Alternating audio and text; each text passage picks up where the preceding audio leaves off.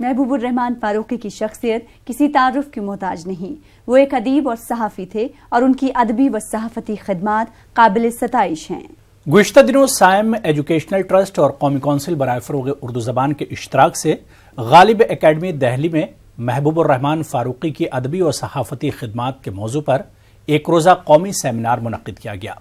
इस सेमिनार का मकसद महबूबुर रहमान फारूकी की अदबी और सहाफ़ती खिदमात से आवाम को रोशनास कराना था। महबूबुर रहमान फारूकी एक जय्यद नक्काद और सहाफ़ी थे।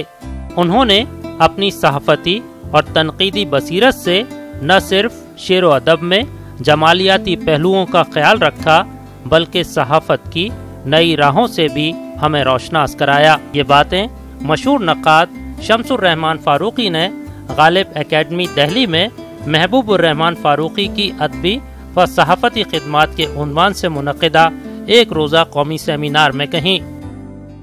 कहाँ हम उनको देखते हैं आज, तो आजकल ही नहीं बल्कि उर्दू के अदबी रसाले जो ज़माने में थे उनके सामने जो थे उन सब में एक बहुत ही मुमताज़ रसाला आजकल महबूबुर रहमान फारूकी ने बनाया उसको। और बड़ी बात यह कि वो रसाला सरकारी था लेकिन फिर भी उन्होंने अपने तौर पर उसको चला लिया और अपनी बात मनवा के रखा। कभी किसी सरकारी मसलहत का ख्याल नहीं किया। एक उसकी वजह ये भी है कि वो बहुत ज़ी इल्म आदमी थे, बाशऊर थे, बहुत ज़ी इल्म थे। तो उस एक इल्म की वजह से इंसान में एक तरह का वक़ार और तमकनत आ जाता है, तो वो उनमें था। लिहाजा वो इसलिए भी यादगार रहेंगे कि जिस रसाले के जोश मलियाबादी और वक़ार अजीम इस तरह के लोग एडिटर रहे हों, वहाँ पहुँचकर अपना मकाम बनाना और मनवा लेना ये बहुत बड़ी बात है। बिलाशुबा महबूबुर रहमान फारूकी ने अदबी, लिसानी और सहाफ़त में कारनामे अंजाम देकर अपने हम असरों के दरमियान इम्तियाजी शान पैदा की है। महबूबुर रहमान फारूकी साहब तो जिस तरह की शख्सियत थे, मेरा ख्याल ये है कि अगर पूरी उर्दू दुनिया और ख़ास तौर से उर्दू सहाफ़त की दुनिया को देखा जाए तो महबूबुर रहमान फारूकी जैसे लोग बहुत गिनती के होंगे। उनकी जो इदारती खिदमात हैं, यानी ख़ास तौर से आजकल रिसाले से वाबस्ता रहे और उस ज़माने में आजकल रिसाले को, अगरचे रिसाला तो ज़ाहिर है बहुत पुराना है और बड़े बड़े लोग इससे वाबस्ता रहे, लेकिन महबूब साहब ने आजकल रिसाले को जिस नहज पर उसको आगे बढ़ाया और जिस तरह की चीज़ें उस रिसाले में शाया की, उससे आजकल रिसाले की जो अदबी अहमियत और अदबी मर्तबा और अदबी कदर था वो बहुत बुलंद हुआ। ज़ाहिर है हर रिसाले का और अखबार का एक मेयार होता है।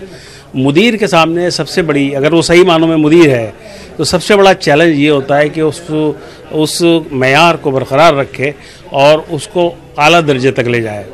फारूकी साहब की सबसे बड़ी खूबी थी, जैसे मैंने कहा भी, कि वो ऐसे एडिटर थे जिनकी डस्टबिन हर वक्त भरी रहती थी। कौमी उर्दू काउंसिल के माली ताउन से मुनक़्क़िदा इस एक रोज़ा कौमी सेमिनार में उर्दू ज़बान व अदब और सहाफ़त से जुड़ी कई अहम शख्सियात ने शिरकत की। गुंचों से चटकती, फूलों से महकती, फलक पर सितारों से चमक, गंगा जमनी तहजीब व सकाफत की पहचान, हिंदुस्तान की पसंदीदा उर्दू ज़बान, उर्दू वालों के दिलों की धड़कन, उर्दू ज़बान और अदब के फरोग की अंजुमन। कौमी उर्दू कौंसिल पेश करती है उर्दू ज़बान में बच्चों के लिए एक खूबसूरत माहनामा, बच्चों की दुनिया, मशहूर अदीबों की दिल नशीं कहानियाँ, खूबसूरत नज़में, दिलचस्प मज़ामीन और कार्टून, खूबसूरत कॉमिक्स, किस्सवार नॉवल, तारीख, आपस की बातें, उर्दू फेसबुक और ज़हनी वर्जिश के मुस्तकिल कॉलम, हर सफ़ा रंगीन और दिल फरेब तस्वीर का मुरक्का, हर शुमारा दिलचस्प मालूमात का खजाना। कीमत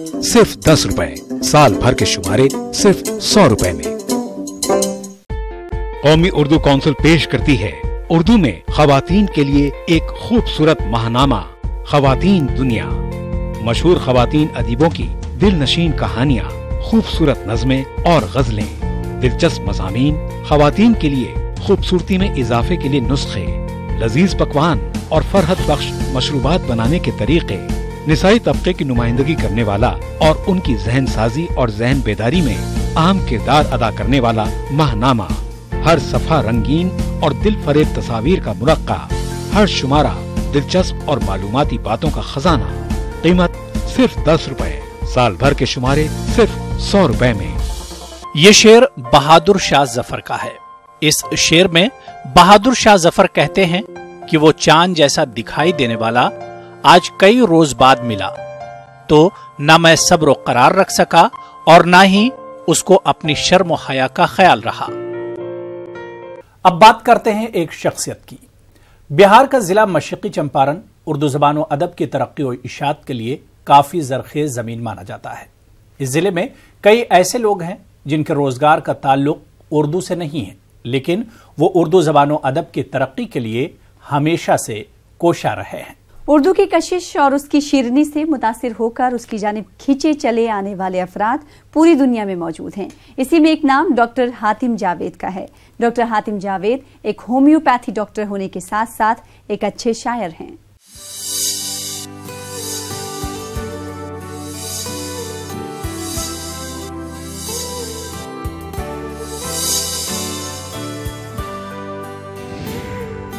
एक नजर आपकी हो गई, एक नजर आपकी हो गई, जिंदगी जिंदगी हो गई, जिंदगी जिंदगी हो गई। डॉक्टर हातिम जावेद की पैदाइश 9 जनवरी 1963 को वैशंभरपुर महसी में हुई। महसी मोतिहारी का हिस्सा है और काफी पहले से ये इलाका उर्दू जबान व अदब की तरक्की के लिए जाना जाता है। डॉक्टर हातिम जावेद के वालिद शहादत हुसैन जिगर महसवी खुद एक शायर थे। उनको घर पर शुरू से ही अदबी माहौल मिला, जिसने उन्हें एक मुमताज शायर बना दिया। मेरी पैदाइश विशंभरपुर महसी में 9 जनवरी 1963 को हुई। मेरे वालिद मोहतरम का नाम जनाब शहादत हुसैन जिगर उर्फ जिगर महसवी, जो एक मुजाहिदे आज़ादी भी थे और एक शायर भी थे। शायरी का शौक़ उन्हीं से हमको मिला।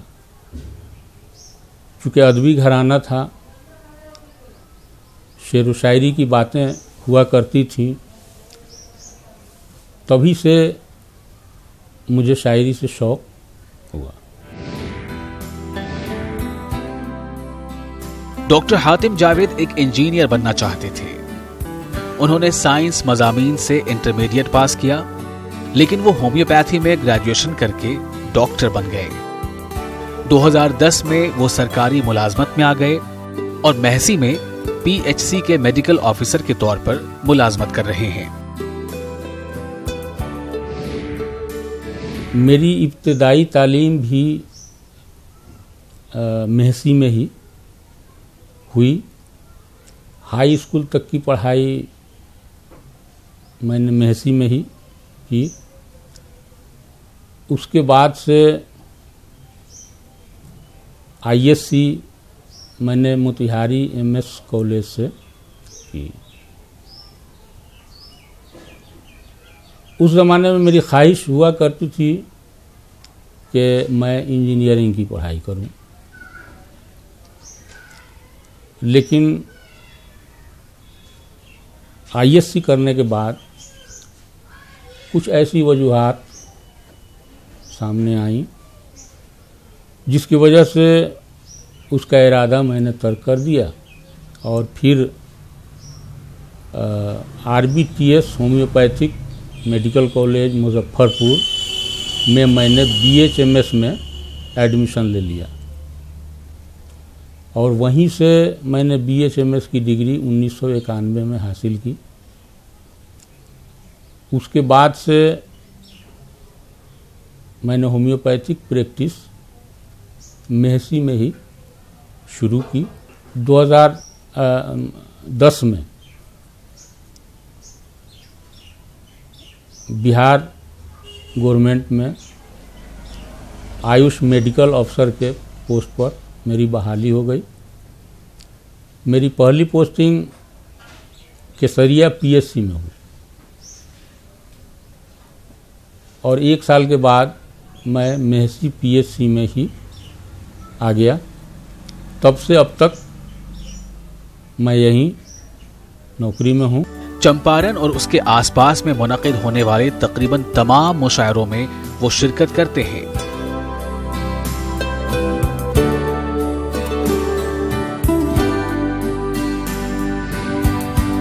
बाज़ाब्ता शायरी की शुरुआत मेरी 1982 से हुई। पहली गज़ल जो मैंने कही थी उसका मतला हुआ था कि यूं भले ही रंग फीका सा लगा, जायका गम का बड़ा अच्छा लगा। और ये लिख के मैंने वालिद मोहतरम को दिया कि इसको ज़रा देख लिया जाए, ये रखने के लायक है या नहीं है। तो बहुत खुश हुए थे। उन्होंने कहा कि अब आप शायरी कर सकते हो। उसके बाद से मैं लिखने लगा और उनके साथ 1-2 मुशायरों में भी गया। वो अपने साथ ले गए और उन्होंने हौसला अफजाई की मेरी। डॉक्टर हातिम जावेद का कलाम हकीकत का आईना है। वो समाज में हो रही नाइंसाफी पर अशार कहना ज्यादा पसंद करते हैं। उनके मुताबिक उनकी शायरी में हकीकत पसंदी मौजूद है जो उन्हें दूसरों से मुनफरद बनाती है।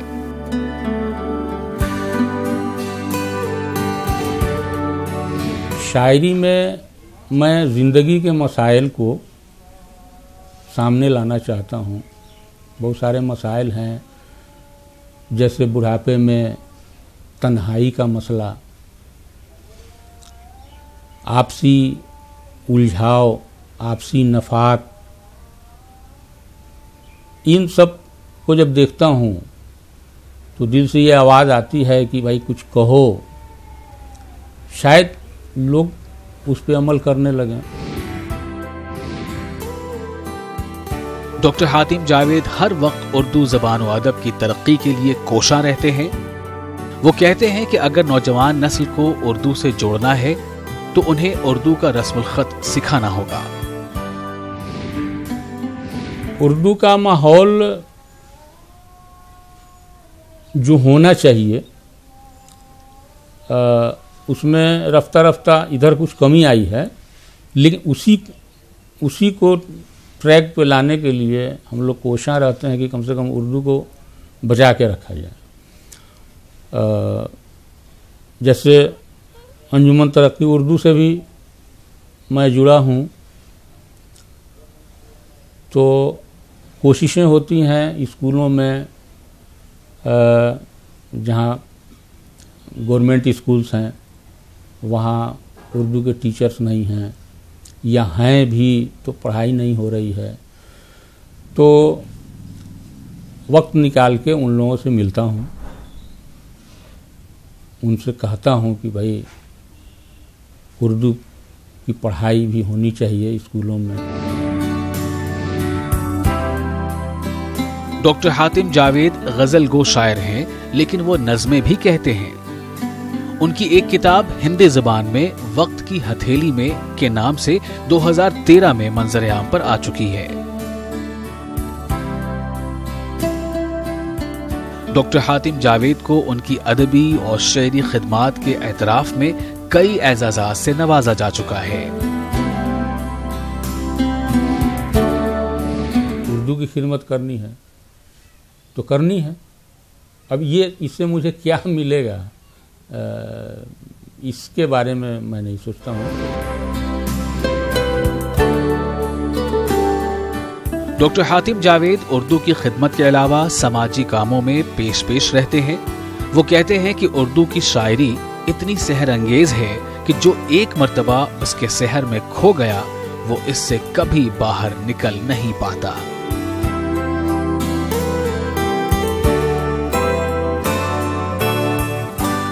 और अब आइए बात करते हैं एक सेंटर की। उर्दू एक ऐसी जबान है जिसने अपनी मिठास से दुनिया भर में लोगों को अपना शैदाई बनाया है। यही वजह है कि आज ऐसे लोग भी इस जबान को सीख रहे हैं जिनका इस जबान से कोई ताल्लुक नहीं। मुल्क भर में कायम कौमी उर्दू काउंसिल के मराकिज उर्दू, अरबी और फारसी जबान को सिखाने में नुमाया किरदार अदा कर रहे हैं। ऐसा ही एक सेंटर हैदराबाद में आदित्य विमेन वेलफेयर एसोसिएशन के तहत चल रहा है, जहां बड़ी तादाद में तलबा कंप्यूटर का 1 साला डिप्लोमा कोर्स उर्दू जबान में कर रहे हैं और अपने लिए रोजगार से जुड़ी राहें हमवार कर रहे हैं। दौरे हाजिर में कंप्यूटर का जानना जरूरी हो गया है। मुल्क भर में कौमी उर्दू काउंसिल के कंप्यूटर मराकज कायम हैं, जहां तलबा कंप्यूटर की असरी तालीम उर्दू जबान में हासिल कर रहे हैं। कंप्यूटर का ऐसा ही एक सेंटर हैदराबाद में आदित्य विमेन वेलफेयर एसोसिएशन के तहत 2016 से कामयाबी के साथ चल रहा है और इस सेंटर से तालिबात कंप्यूटर का 1 साला डिप्लोमा कोर्स यानी काबा MDTP कर रही हैं। ये सेंटर 2016 जुलाई में हमको अलॉट हुआ। यहाँ पर जैसो NCPL और नाइलेट्स वाले एक कोर्स निकाले हैं काबा MDTP और इससे 5 बैचेस हुए। यहाँ पर मिनिमम अभी तक 200 बच्चे हमारे पास से इस्तेफ़ादा उठाकर गए हैं। यहाँ पर हमारे पास 3 फैकल्टी आते हैं, 2 फैकल्टी आते हैं और हम लोग ख़ास तौर से यहाँ पर इनवाइट करे हैं उर्दू सिखाने के लिए इनवाइट करते हैं फैकल्टी के लिए। अल्हम्दुलिल्लाह 5 बैचेस जो है, छठा बैच जो है इस वक्त रनिंग में है। 4 बैच पूरे कंप्लीट हो गए हैं और 5वां बैच का फर्स्ट सेमेस्टर हो गया है दिसंबर में और इंशाल्लाह अब रिजल्ट आ जाएगा। असातिज़ा के मुताबिक कौमी उर्दू काउंसिल के इस कोर्स की अहमियत इसलिए और बढ़ जाती है कि ये सलीस उर्दू जबान में है और इसको मार्केट की जरूरियात के हिसाब से डिजाइन किया गया है।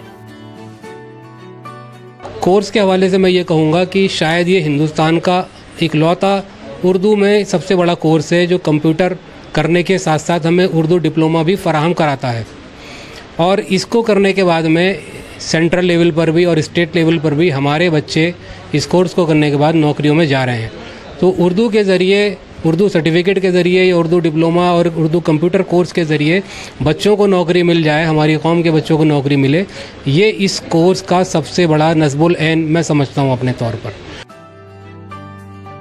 तलबा कहते हैं कि कौमी उर्दू काउंसिल की बदौलत उनको इतना अच्छा कंप्यूटर कोर्स इतनी कम फीस में करने को मिल रहा है और वो इस कोर्स को करने के बाद कंप्यूटर की असली तालीम के जेवर से आरास्ता हो रहे हैं।